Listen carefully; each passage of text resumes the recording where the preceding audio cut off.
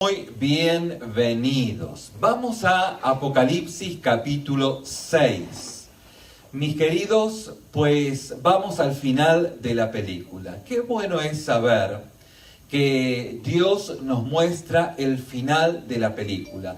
Qué bueno es poder disfrutar de un guión, de una película, de una buena película, y poder saber, o mejor dicho, llegar hasta el final y mirar qué pasa en el final de la historia.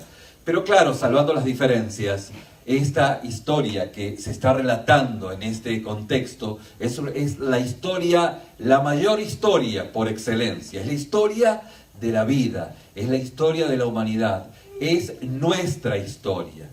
Cuando usted lee el Apocalipsis desde el capítulo 1 al último versículo del último capítulo, usted va a encontrar que el propósito, mejor dicho, el objetivo del libro de Apocalipsis es ver cómo Cristo es vencedor.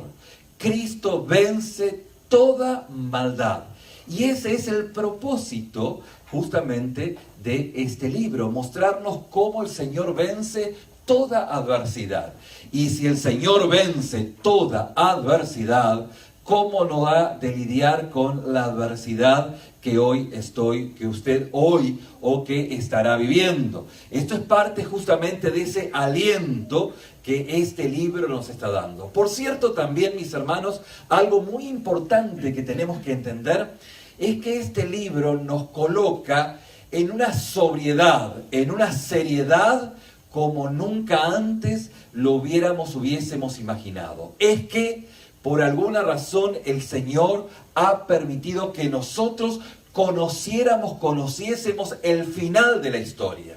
Y esto nos hace a cada uno de nosotros mucho más reflexivos. Esto nos hace mucho más sobrios. Esto nos hace mucho más entendidos. Esto hace que podamos meditar más en las situaciones que se viven, no solamente en lo personal, sino en todo lo más amplio de mi vida, y podamos reflexionar, podamos pensar que es parte de un propósito soberano y eterno en Dios. Por esto es que este libro tiene estas características maravillosas, y esto está bueno de parte de Dios. Está bueno porque nos coloca en una actitud mucho más sobria, mucho más seria en cuanto a la vida, mucho más reflexiva y mucho más justamente expectante y esperando en el favor y el poder de nuestro Señor. ¿Bien? ¿Vamos bien? Muy bien. Habiendo dicho esta pequeña introducción, vamos entonces al versículo 1 del capítulo 6. Dice el apóstol Juan: vi cuando el Cordero abrió uno de los sellos, y oí uno de los 4 seres vivientes decir como con voz de trueno: ven y mira. Y luego dice el versículo 2: y miré, y he aquí un caballo blanco, y el que montaba tenía un arco, y le fue dada una corona, y salió venciendo para vencer. Estos primeros sellos son los que se llaman los 4 jinetes del Apocalipsis, ¿sí?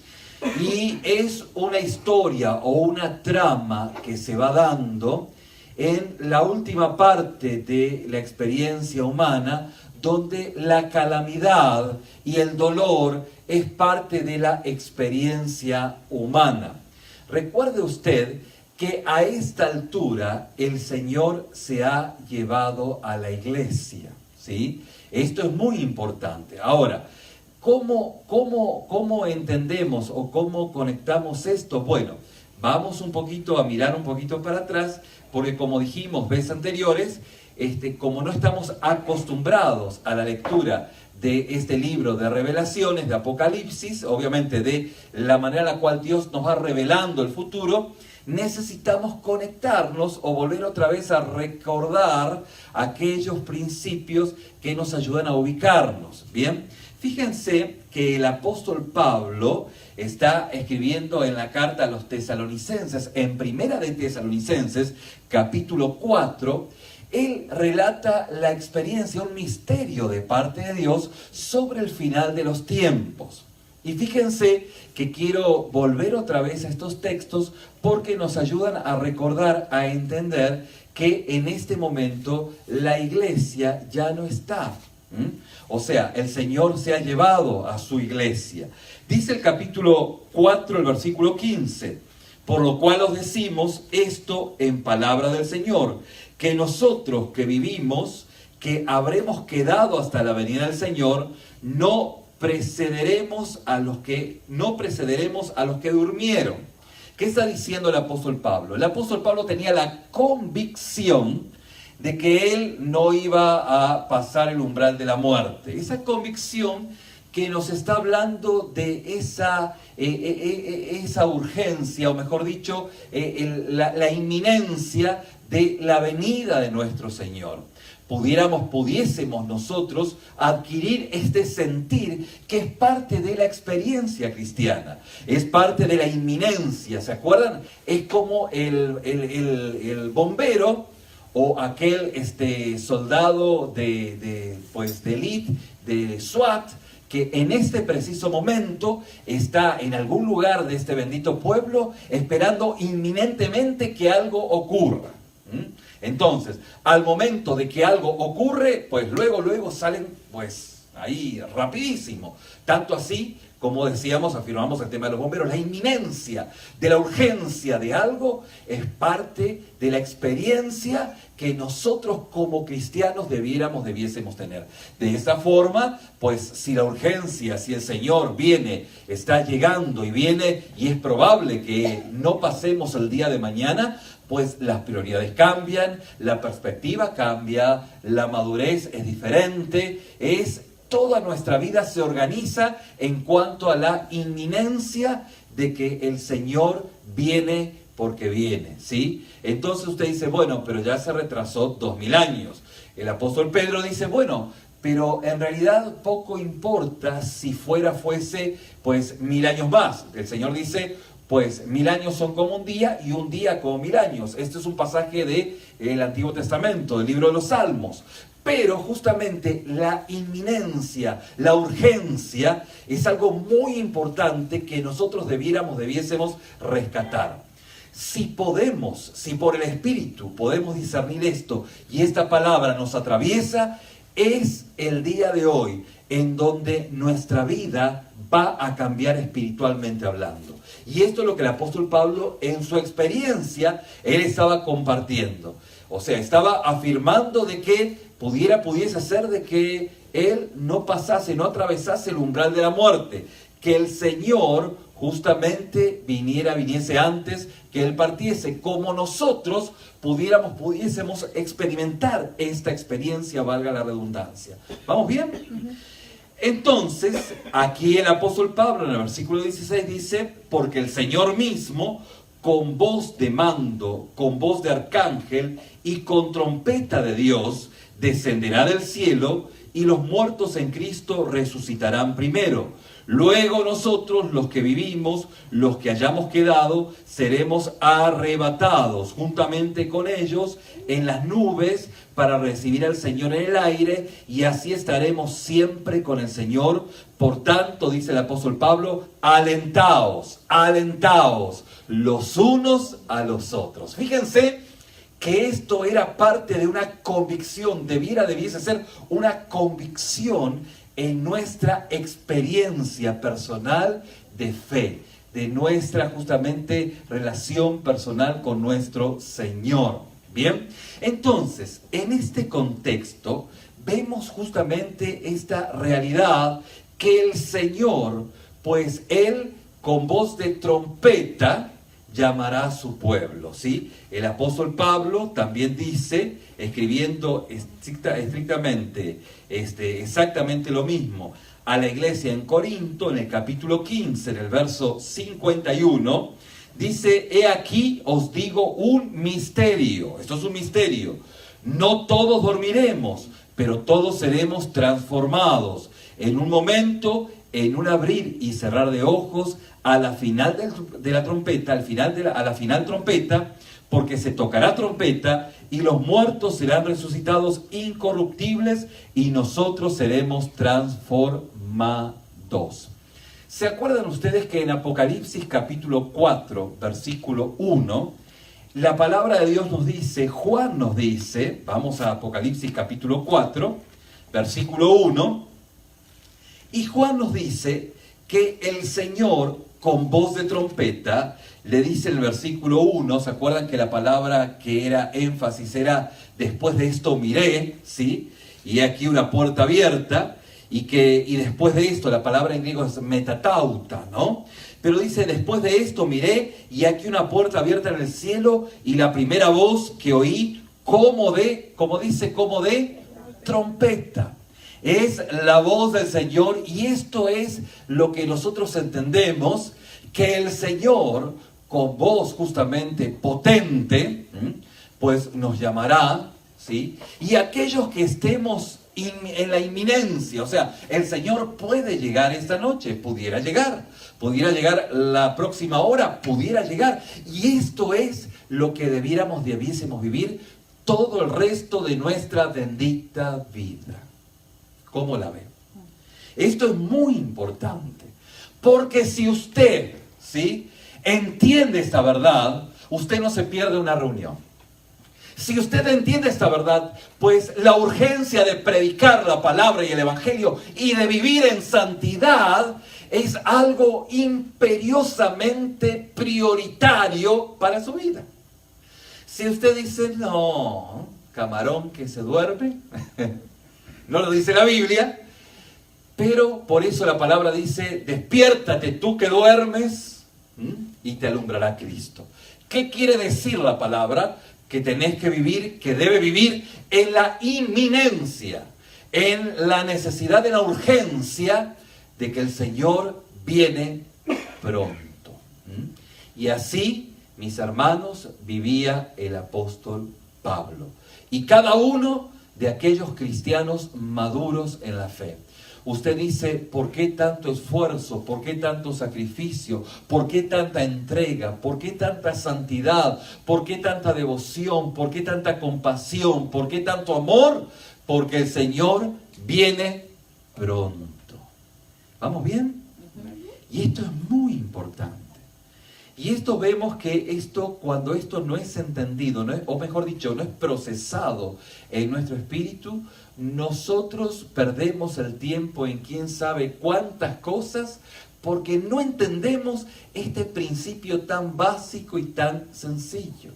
Si la inminencia es tan urgente como de repente ejemplificadamente podemos verlo en los bomberos, pues, que tenemos en nuestra ciudad, ellos conviven juntos y comen juntos y están sus herramientas bien limpias, preparadas. Pues están usted cuando ve un carro de bomberos dice, wow, recién lo sacaron del dealer. Y son muy antiguos, o no tanto, pero todo está preparado porque hay inminencia, hay urgencia por aquello que va a pasar. Y en ese contexto es el contexto en el cual debiésemos vivir. ¿Bien?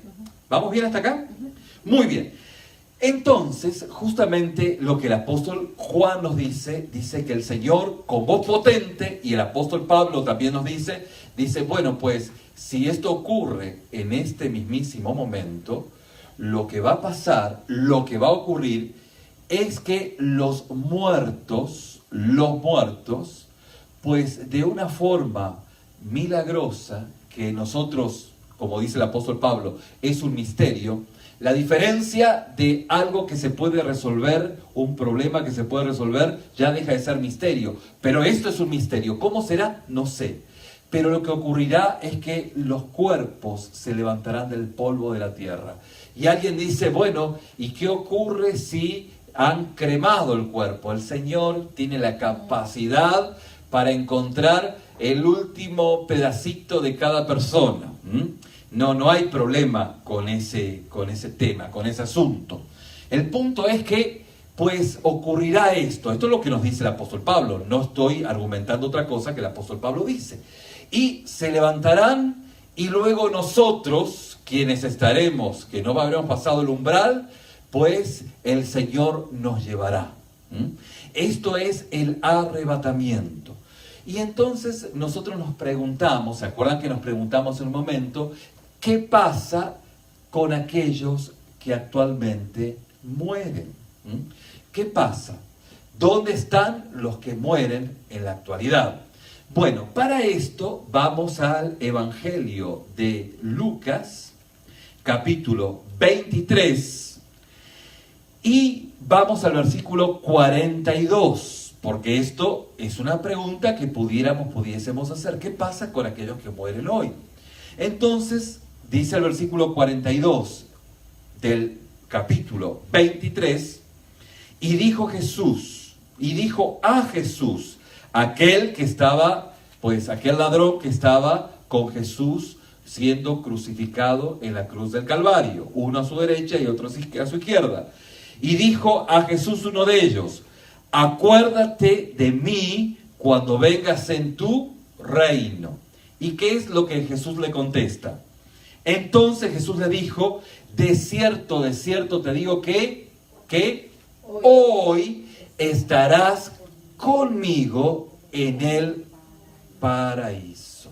Bien, fíjense que el apóstol Pablo nos deja algo bien interesante escribiendo una realidad que él justamente describe escribiendo la carta a los Corintios, la segunda carta a los Corintios, en el capítulo 5. Y nos muestra, o en la armonía bíblica, vamos conectando esta realidad. Dice el versículo 6 del capítulo 5, dice en cuanto a su experiencia, porque él habla de su experiencia con el Señor. Él quisiera estar con el Señor.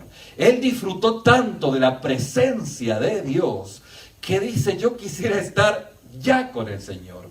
Entonces dice el capítulo 5, el versículo 6, el apóstol Pablo, así que vivimos confiados siempre y sabiendo que entre tanto que estamos en el cuerpo, o sea, el apóstol Pablo dice, yo ahora estoy en el cuerpo. Pregunto, ¿usted está en el cuerpo? Sí, ¿no? Su cuerpito lo trajo a este auditorio y aquí juntos estamos estudiando la palabra de Dios. Bueno, el apóstol Pablo dice lo mismo. Dice, entre tanto que estamos en el cuerpo, estamos ausentes del Señor. Pregunto, ¿usted está en la presencia del Señor, está gozando en su gloria? Bueno, la respuesta es no. Lo mismo dice el apóstol Pablo. Dice, así que vivimos confiados siempre y sabiendo que entre tanto que estamos en el cuerpo, estamos ausentes del Señor. Bueno, esto es muy sencillo, ¿no? No hay que explicar mucho porque atentaría contra su inteligencia, ¿sí? Vamos al versículo 7. Porque por fe andamos, no por vista. Pero, y aquí está la clave que el apóstol Pablo está diciendo, y me gustaría que usted pueda marcarla, ¿sí? Pueda anotarla. Pero confiamos y más quisiéramos estar ausentes del cuerpo y presentes al Señor. Bien. Entonces, nuestro cuerpo, pues es algo que ocurre como pasó en la cruz, en la muerte de nuestro Señor Jesús. Pues le dijo a este ladrón, de cierto digo que hoy estarás conmigo en el paraíso. Bien. El cuerpo del ladrón, ¿a dónde fue? A la tumba. Pero el espíritu, ¿se acuerdan que decíamos en el Antiguo Testamento? Tanto el espíritu como el alma no se identifica claramente. Aquel que hace una definición de espíritu, alma, pues en el Antiguo Testamento no se veía muy claramente esa diferencia. Se habla de alma, se habla de espíritu y honestamente a lo que está refiriéndose justamente es aquello, a ese hálito de vida que va con Dios. Bien, el neuma va con Dios. Entonces lo que dice la palabra es que pues quisiera estar en el Señor, presente en el Señor, pero ausente del cuerpo. Vale decir que así como Jesús cuando en la cruz humanamente murió, ¿sí? Su cuerpo humano murió, así el del ladrón, ¿bien? Pero su espíritu está en el paraíso. De cierto te digo que hoy estarás conmigo en el paraíso, ¿bien? Para completar este concepto, vamos a Romanos. Romanos capítulo 8. ¿Me van siguiendo? Sí. Esto no es leche diluida, ¿eh? Estamos comiendo un buen bistec, espiritualmente hablando, ¿sí? Entonces, fíjense que en el capítulo 8, en el verso 29, vamos al 28, donde dice: y sabemos que los que aman a Dios, todas las cosas les ayudan a bien. Esto es lo que conforme a su propósito son llamados. Porque a los que antes conoció, también los predestinó para que fuesen hechos conforme a la imagen de su Hijo, para que Él sea el primogénito entre muchos hermanos. Y a los que predestinó, a estos también llamó. Y a los que llamó, a estos también justificó. Y a los que justificó, a estos también glorificó. ¿Qué es lo que el apóstol Pablo está diciendo? Está diciendo, bueno, el Señor te vio en el orfanato del mundo. Tú estabas en el orfanato del mundo. El Señor te vio, te hizo suyo. Eres un hijo de Él. Bien, pero justamente, no solamente te sacó del orfanato, sino que también te justificó. ¿Qué es justificarte? Bueno, es lo que decíamos, ¿se acuerda? La justificación, la obra de Cristo en la cruz del Calvario. Justificación es esto, sin más ni menos. Es el juez justo que tiene que dictaminar justicia. Aquellos que han pasado alguna vez por la corte, pues esto lo ven muy fácilmente. ¿Sí? Aquí en los Estados Unidos es muy fácil ir a una corte. Por un ticket de tránsito, ¿a dónde lo va a pagar? A una corte. Cuando yo llegué aquí, a este país, y me pusieron un ticket, ¿sí? Por un stop, que no sabía que había que parar. Ya lo sé, ¿no? Pero viniendo de Latinoamérica, el stop es un adorno decorativo en las autopistas, cosa que debiera respetarse. No estoy argumentando que eso no tiene que ser así. Pero aquí lo aprendí por la fuerza, y cuando ese elemento decorativo lo pasé, bueno, ustedes saben, ¿no? Y usted sabe lo que pasa cuando pasa esto. Así que cuando yo recibí que tenía que ir a la corte, ¡ay! Me agarró un susto de esos, me temblaba todo el cuerpo. ¿Por qué? Porque la corte es algo bastante serio. No deja de ser serio, pero fuerte aquel que viene de otro contexto, ¿no? El tema es que en esa corte, ese es el tema o el punto de la justificación, donde el juez justo tiene que dictaminar justicia. ¿Quién es el juez justo? El Padre.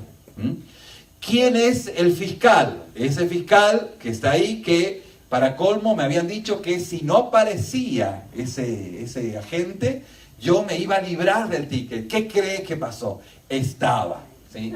Estaba ahí y testificó en contra mío.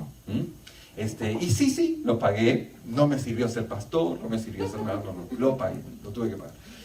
Confieso que no paso ningún stop. Cuento 1, 2, 3. Audiblemente, 1, 2, 3. Si usted viaja conmigo alguna vez en un carro o manejo la ven de la iglesia, va a escuchar 1, 2, 3.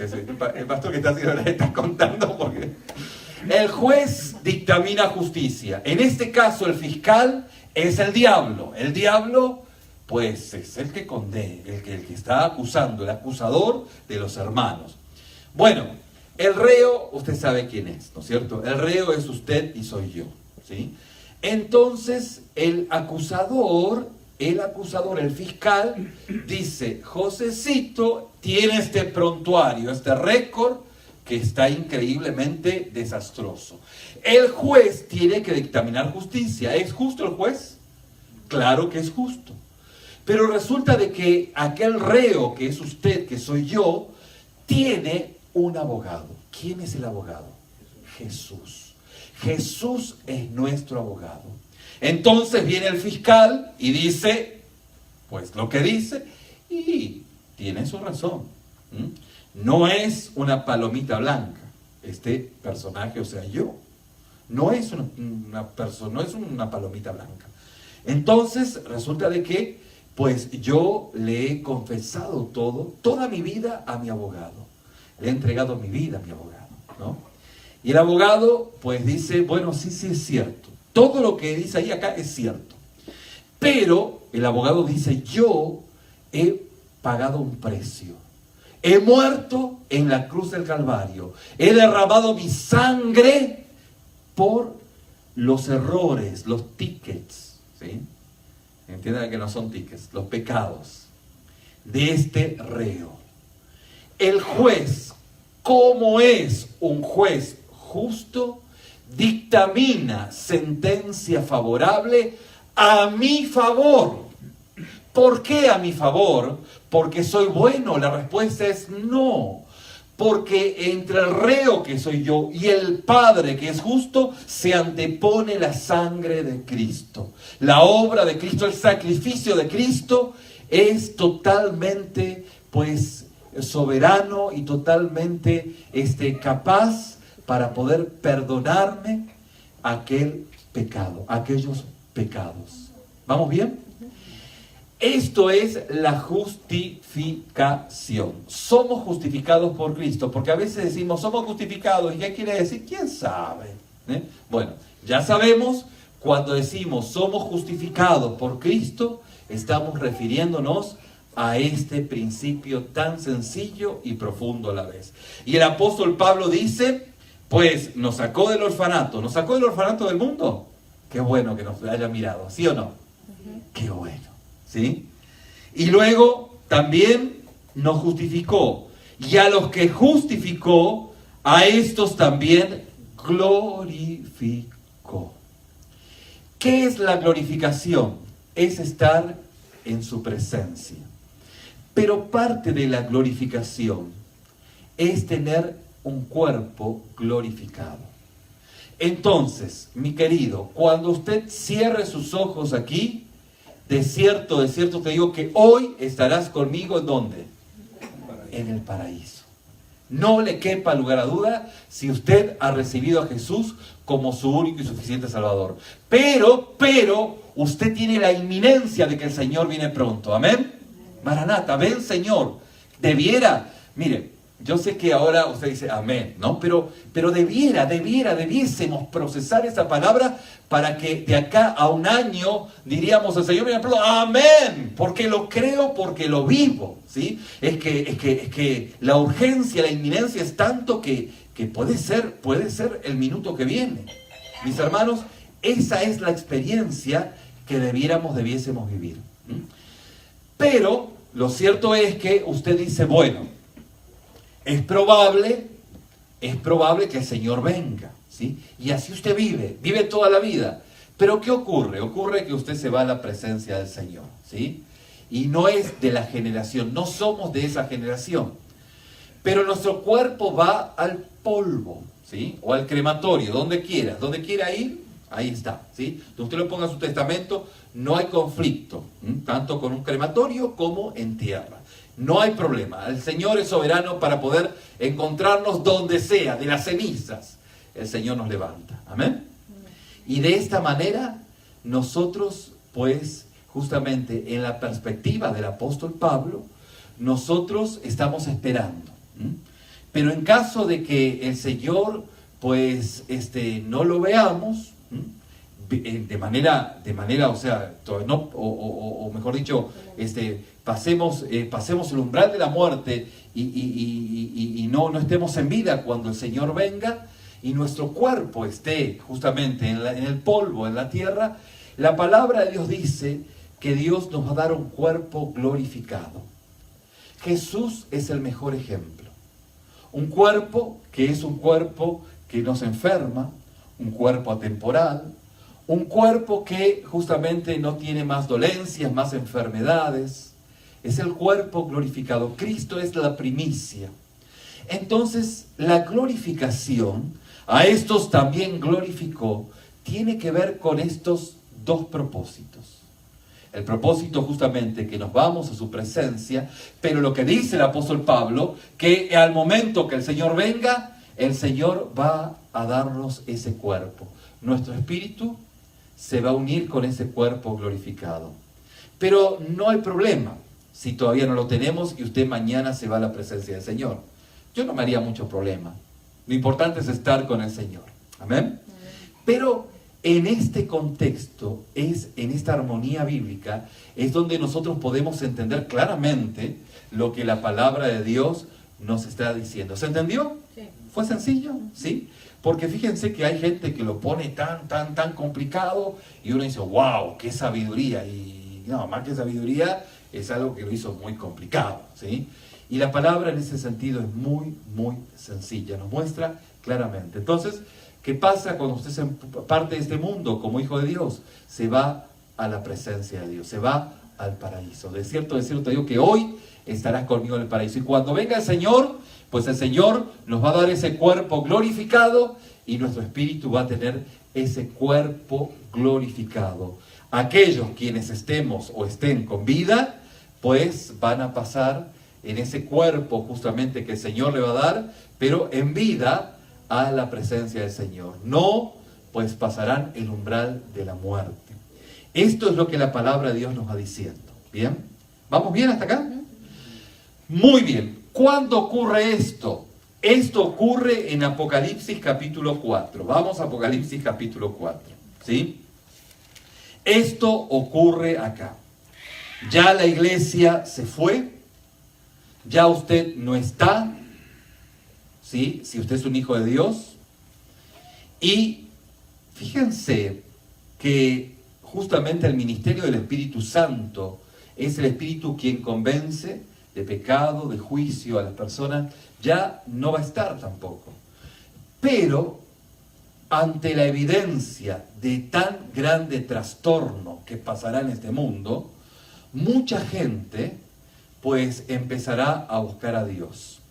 Y esto, aunque no es doctrina, pero es la observación de varios teólogos de mucho peso, mucho peso, tanto en el pasado como teólogos presentes, dicen el libro de Apocalipsis será un referente para aquellos quienes se quedaron acá.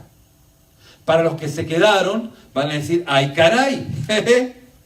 Pues denota que la iglesia se fue y es esta gente quien estará justamente buscando a Dios y que de la única manera que serán justamente salvos es a través de la martirización.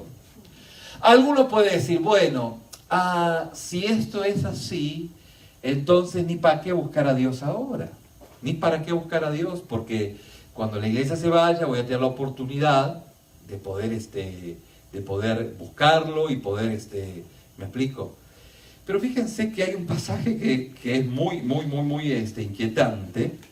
El apóstol Pablo, escribiendo a la iglesia en Tesalónica, en el segundo capítulo, en la segunda carta a los tesalonicenses, el apóstol Pablo dice, en el versículo 8 del capítulo 2, entonces se manifestará aquel inicuo a quien el Señor matará con el espíritu de su boca y destruirá con el resplandor de su venida. ¿Sí? Esto es una visión justamente de el final de la historia que estamos mirando ya el final de la historia. Estamos entrando justamente al final de la película, ¿bien? En Apocalipsis. Y esto es lo que el apóstol Pablo está diciendo. Dice, y destruirá con el resplandor de su venida, inicuo, cuyo advenimiento es por obra de Satanás, está hablando del anticristo, con gran poder y señales y prodigios mentirosos, y con todo engaño, el versículo 10 del capítulo 2 de 2 Tesalonicenses nos dice, y con todo engaño de iniquidad para los que se pierden, por cuanto no recibieron el amor de la verdad para ser salvos.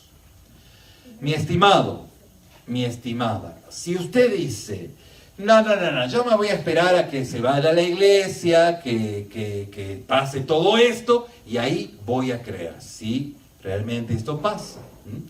Pero la palabra de Dios dice, bueno, por cuanto no recibieron el amor de la verdad para ser salvos, justamente tampoco van a tener chance después. Esto es muy inquietante.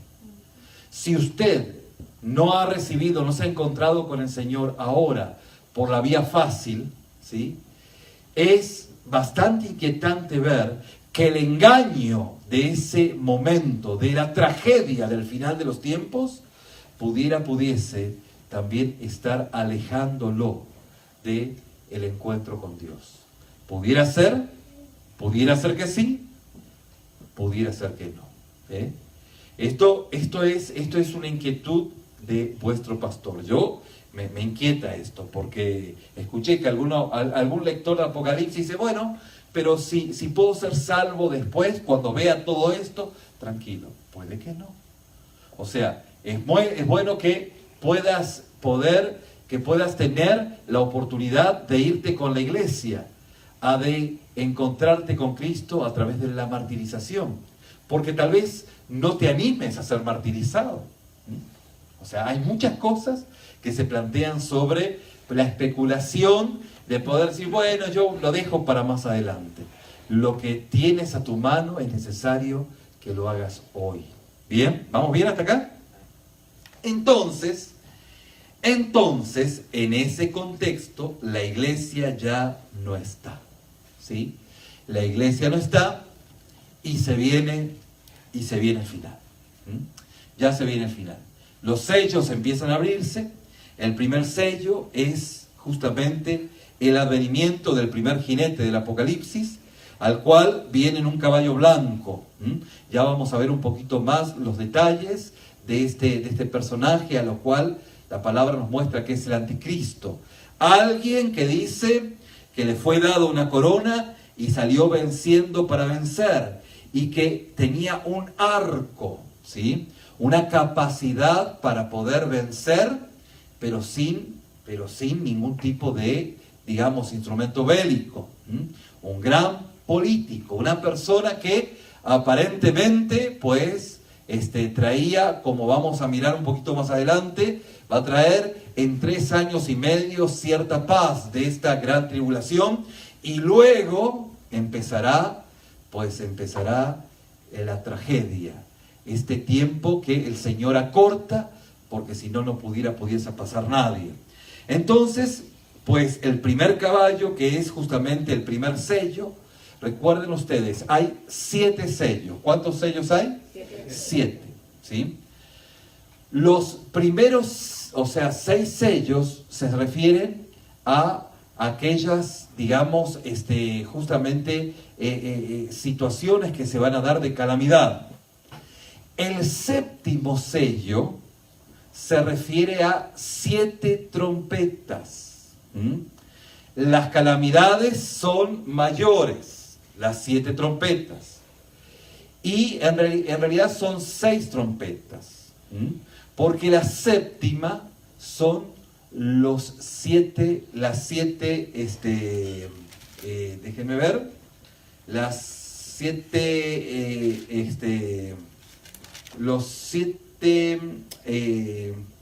las 7 copas, ¿sí?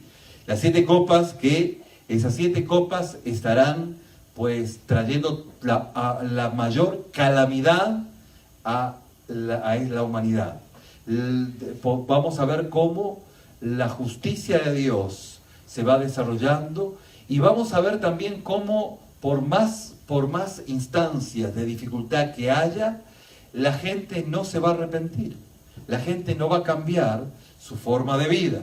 Pero aquí hay una descripción de lo que va a pasar.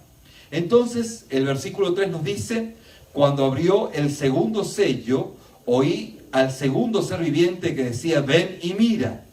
Y salió otro caballo bermejo, y el que lo montaba le fue dado el poder de quitar de la tierra la paz, que se matasen unos a otros, y se le dio una gran espada. O sea que Aquí ya la cosa comienza en la matanza, la muerte. Empiezan a haber guerras, es lo que nos dice la palabra, ¿sí? Y justamente es el segundo caballo, el segundo jinete del Apocalipsis. Cuando abrió el tercer sello, oí al tercer ser viviente que decía: ven y mira. Y miré, y aquí un caballo negro, y el que lo montaba tenía una balanza en la mano. Y justamente, como había mortandad, había guerra, ¿qué había? Había escasez de alimentos. Y oí una voz que de en medio de los 4 seres vivientes que decían: 2 libras de trigo por $35, un denario, ¿sí? No dice $35, pero más o menos $35-40. 2 libras de trigo por un denario. 2 libras son 1 kilo, ¿no? 40 es una exageración, ¿no? Y 6 libras de cebada por el mismo precio. Esto es justamente, pues, el ámbito en donde la hambruna, la miseria, está a orden del día. Esto es lo que se muestra. Así va a ser el final de los tiempos. Pero, los ricos van a tener sus lujos. Pero no dañéis el aceite y el vino. El aceite, se hace mención a los perfumes, digamos, un elemento de lujo, y el vino, que es en ese contexto de placer, ¿sí? O sea que en medio de la tragedia, de la hambruna, donde muchos van a tener poco y muy pocos van a tener mucho, ¿no les hace ver un poquito cómo el mundo se está polarizando en la actualidad? Muchos tienen poco y pocos tienen mucho. Es inquietante, ¿no? Pero en ese momento, los poquitísimos tendrán justamente el aceite y el vino, ¿no? Entonces, la hambruna sería justamente ese sello. Cuando abrió el 4º sello, oí la voz del 4º ser viviente que decía: ven y mira. Miré, y aquí un caballo amarillo, y el que lo montaba tenía por nombre Muerte, y el Hades le seguía, y le fue dado potestad sobre la 4ª parte de la tierra, para matar con espada, con hambre, con mortandad y con las fieras de la tierra. Hay algo que ha caracterizado luego de las guerras, es algo bien inquietante, que aún personas tan distinguidas como John MacArthur hacen mención, que las fieras de la tierra pudieran estar referidas a las ratas.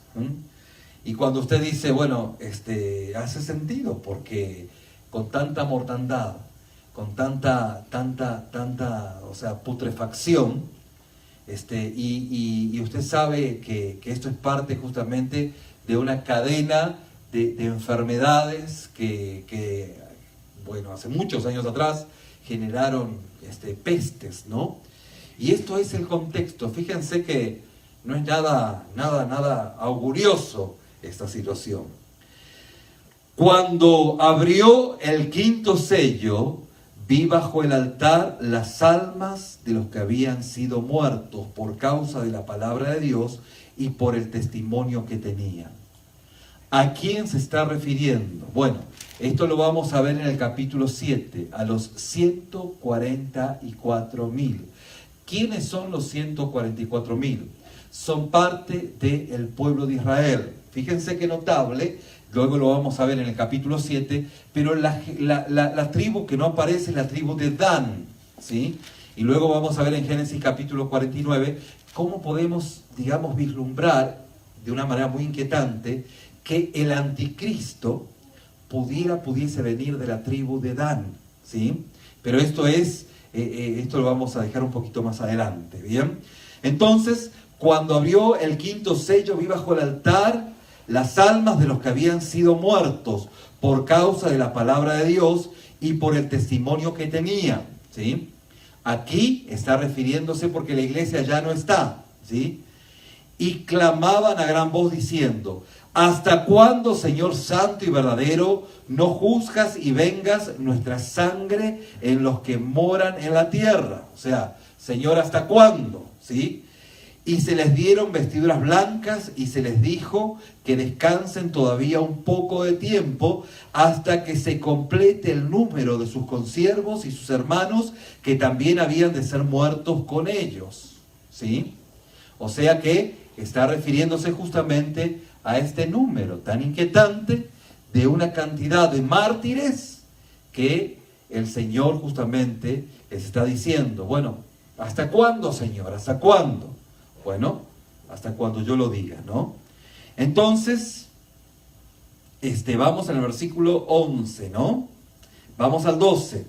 Miré cuando abrió el sexto sello, y aquí hubo un gran terremoto, y el sol se puso negro como tela de silicio, y la luna se volvió como sangre, y las estrellas del cielo cayeron sobre la tierra como higuera deja caer sus higos cuando es sacudida por un fuerte viento.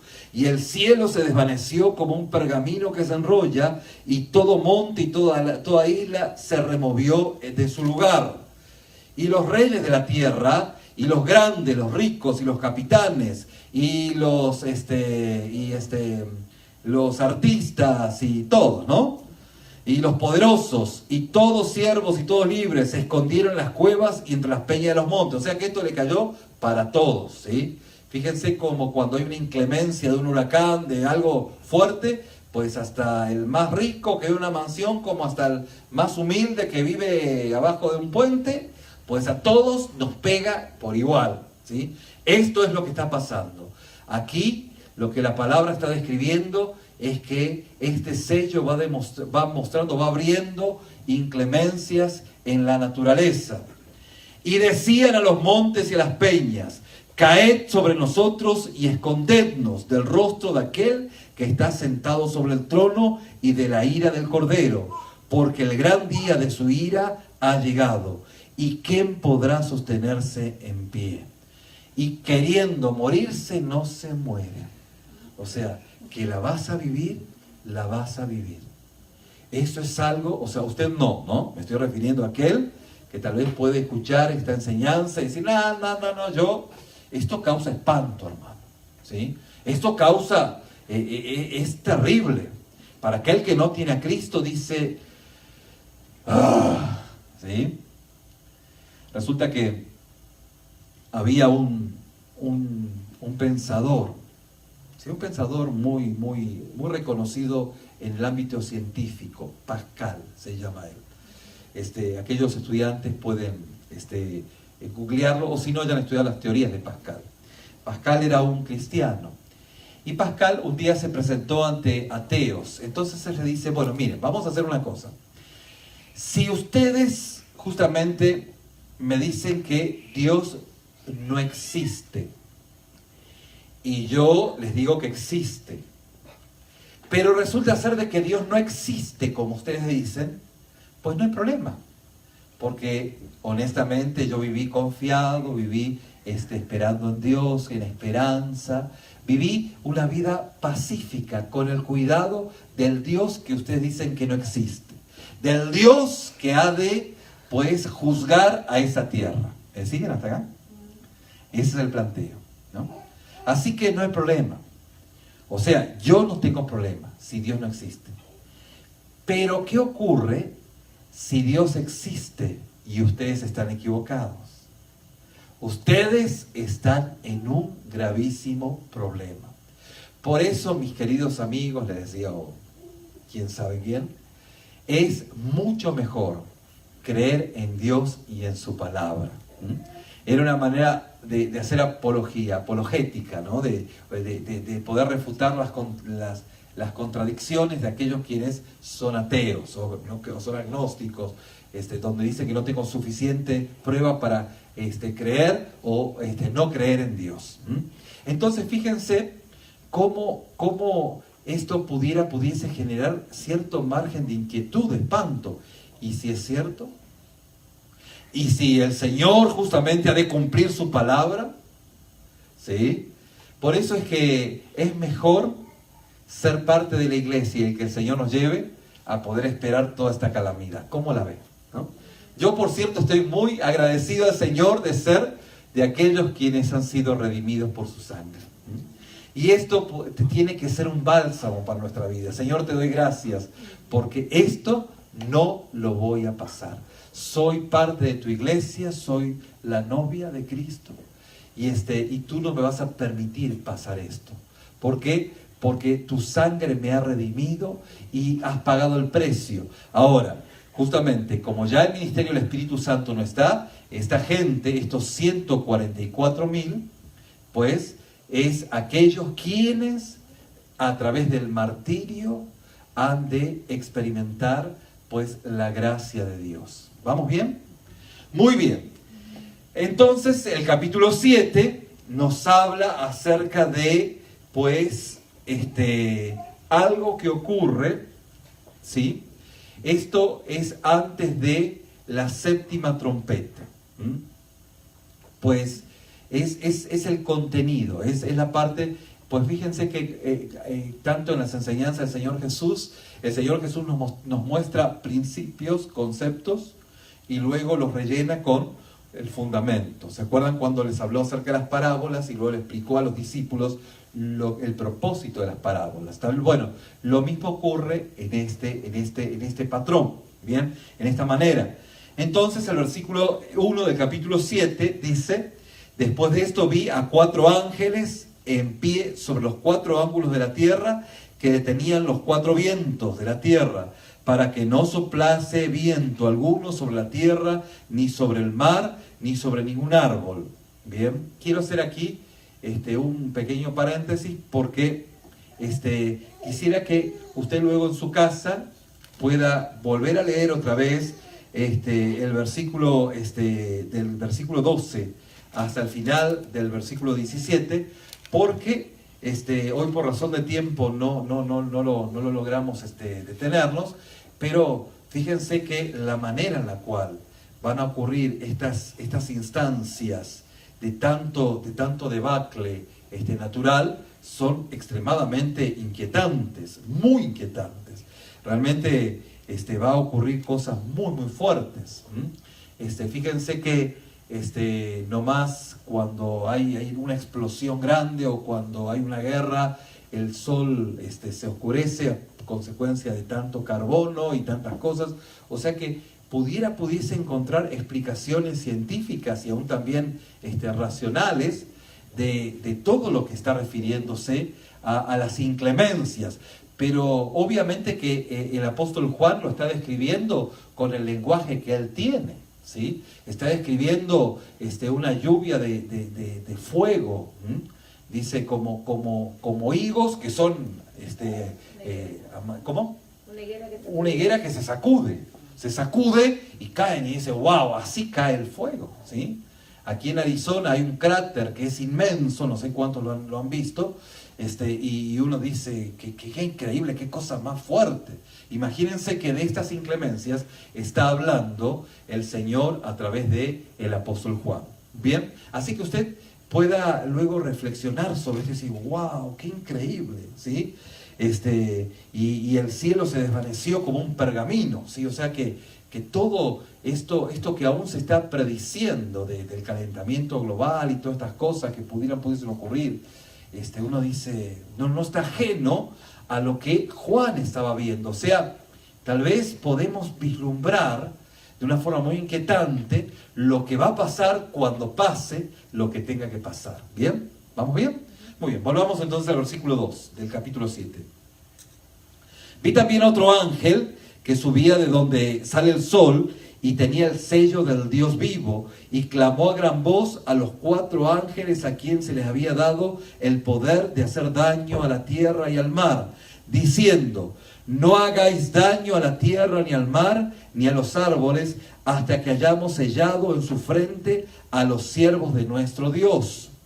Es decir, cuando la iglesia sea arrebatada, va a haber un revuelo tan grande que va a haber gente que va a decir, no, esto es muy serio. Y van a rehusar a poder justamente, van a ser justamente a tener la marca de la bestia, ¿no? Que es una marca que luego vamos a ver, ¿no? Entonces justamente estos son sellados por el Señor, y en ese sello del Señor son preservados, y diciendo, no hagáis daño, bueno, está refiriéndose a algo que vamos a ver ahora en un ratito.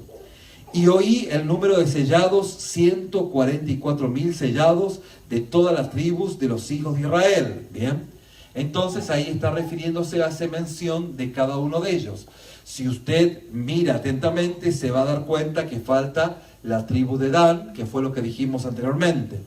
Y está la tribu de Neftalí, ¿sí?, que es un hijo de José y Manasés, ¿sí?, que son dos hijos de José, pero es parte justamente, esto usted puede estudiarlo en su casa, cuando José le pide la bendición a Jacob y le pide la bendición a sus hijos, pues José bendice a Manasés y a Neftalí y le dice a José, estos son míos. ¿Sí? O sea, hay algo que luego vamos, en otro momento cuando veamos el Antiguo Testamento, vamos a mirar algo maravilloso, pero por lo pronto podemos encontrar dentro de aquellos quienes han sido, digamos, apartados, está hablando específicamente del pueblo de Israel. Recuerden que esto es para salvación del pueblo de Israel y de aquellos que justamente pues se despierten, pues, ¿no? Y aquí justamente dice, bueno, aquí hace toda la observación hasta el versículo 8 y llega al versículo 9. Después de esto, miré y aquí una gran multitud, la cual nadie podía contar, de todas naciones y tribus y pueblos y lenguas, que estaban delante del trono y en la presencia del Cordero, vestidos ¿de qué? Ropas blancas, y con palmas en la mano. O sea, ropas blancas, está hablando de la justicia de Dios, lo blanco, la justicia, la santidad, y las palmas es fiesta, ¿no? Estaban festejando. Y clamaban a gran voz diciendo, la salvación pertenece a nuestro Dios, que está sentado en el trono y al Cordero. Y todos los ángeles estaban en pie alrededor del trono y de los ancianos y los 4 seres vivientes, y se postraron sobre sus rostros delante del trono y adoraron a Dios, diciendo, amén. La bendición y la gloria y la sabiduría y la acción de gracias y la honra y el poder y la fortaleza sea nuestro Dios por los siglos de los siglos. Amén. Entonces, fíjense, uno de los ancianos habló diciéndome, estos que están vestidos de ropas blancas, ¿quiénes son y de dónde han venido? Fíjense que si hubieran sido la iglesia, Juan hubiese dicho, estos son la iglesia, pues. Pero el anciano le pregunta, ¿y estos quiénes son? ¿Dice la Biblia o no lo dice? Entonces Juan dice, pues no, yo no lo sé. Pero ¿dónde lo dice? Diciendo, el versículo 14, ¿no? Entonces Juan dice, yo le dije, Señor, ¿qué dice? O sea, yo no lo sé. ¿Quiénes son estos? Pues no los conozco. Están acá, están glorificando al Cordero, pero no los conozco. Fíjense que está refiriéndose justamente a estos 144.000. No está refiriéndose a la iglesia. Cuando los testigos de Jehová dicen, bueno, es que usted tiene que ser parte de los 144.000, no está entendiendo lo que la Biblia está diciendo. ¿Me explico? Aparte, me parece que ya se han pasado 144.000 los testigos de Jehová, ¿no? Pero fíjense que esto es sencillo, porque está refiriéndose a Israel, y está refiriéndose justamente a personas que Juan no sabe quién son. ¿Sí o no? Esto es lo que dice el texto. Entonces el versículo 14 dice, pues no lo sé. Y le dice, pues no lo sé, pero tú lo sabes. Y él me dijo, estos son los que han salido ¿de qué? De la gran tribulación, y han lavado sus ropas y las han emblanquecido en la sangre del Cordero. O sea, estos son los que han sido martirizados. Son estos. Bien. Por esto están delante del trono de Dios y le sirven día y noche en su templo. Y el que está sentado sobre el trono extenderá su tabernáculo sobre ellos.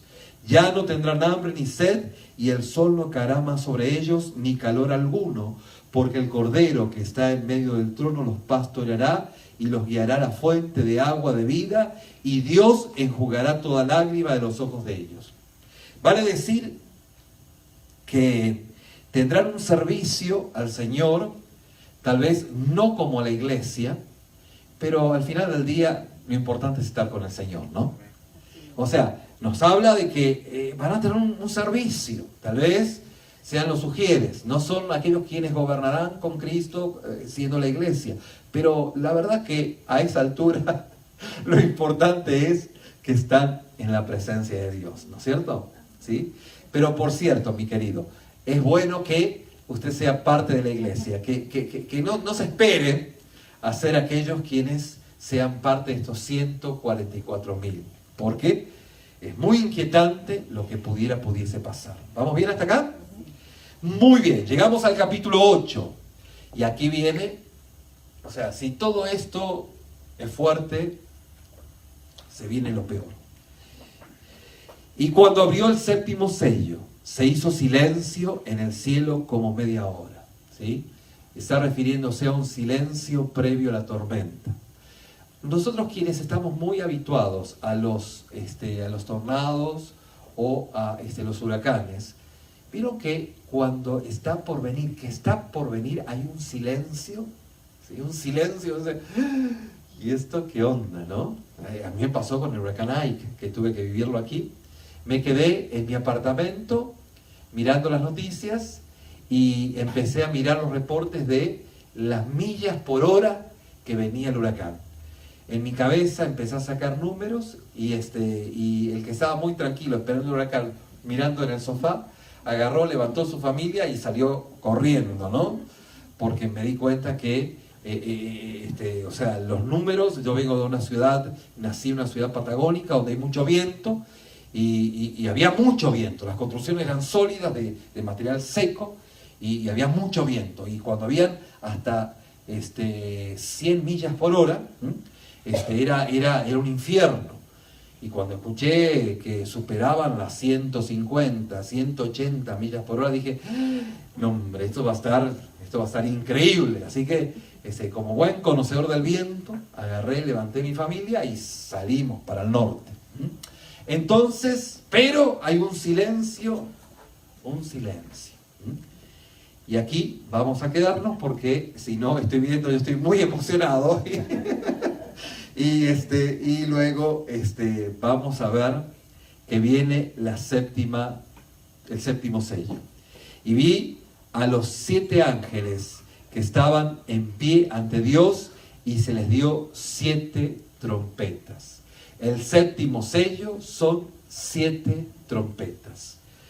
Dice, otro ángel vino y se paró ante el altar con un incensario de oro, y se le dio mucho incienso para añadir a la oración de todos los santos sobre el altar de oro que estaba delante del trono. El incienso es relacionado con las oraciones. Y de la mano del ángel subió a la presencia de Dios el humo del incienso con la oración de los santos. Y el ángel tomó el incensario y lo llenó de fuego del altar y lo arrojó a la tierra, y ahí hubo truenos y voces y relámpagos y un terremoto. Pero un terremoto que movió toda la tierra.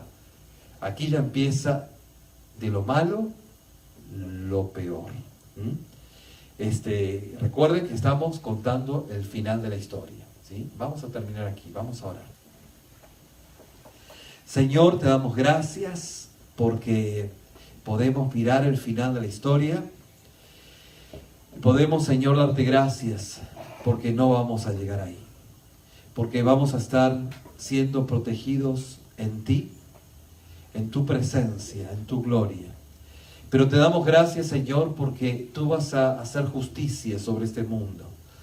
Porque tu gracia y tu misericordia está todavía en ese tiempo. Pero en algún momento, Señor, esto se va a determinar.